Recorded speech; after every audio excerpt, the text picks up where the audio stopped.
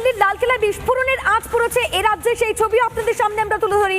ভারত বাংলাদেশ সীমান্তবর্তী এলাকায় কড়া নিরাপত্তা, পেট্রাপোল সীমান্তে চলছে কড়া নজরদারি। ছবি তুলে ধরবেন আমাদের প্রতিনিধি টিটপ, এই মুহূর্তে আমাদের সঙ্গে রয়েছে। টিটপ, তোমার মাধ্যমে জানতে চাইবে এই মুহূর্তে কি ছবি রয়েছে? দেখো, দিল্লিতে যে ঘটনা ঘটেছে, ভয়াবহ বিস্ফোরণ, তারপর থেকে কিন্তু রাজ্য পুলিশ যথেষ্ট তৎপর। তুমি দেখতে পাচ্ছ সরাসরি সেই ছবি। এখানে পুলিশের পক্ষ থেকে সন্দেহভাজন প্রত্যেকটি গাড়ি, অর্থাৎ সীমান্ত থেকে, অর্থাৎ বাংলাদেশ সীমান্ত থেকে কলকাতাগামী সমস্ত গাড়ি কিন্তু পরীক্ষা নিরীক্ষা করা হচ্ছে। গাড়ির ভেতরে সমস্ত গাড়ি চেকিং করা হচ্ছে, অর্থাৎ চালকের যদি কোনো রকম সন্দেহ হয় তার নথিপত্র দেখা হচ্ছে। এখানে পুলিশের যারা আধিকারিক রয়েছেন, কর্মী রয়েছেন, তোমাকে এবং আমাদের দর্শকদেরকে একটা রাস্তা দেখাচ্ছি।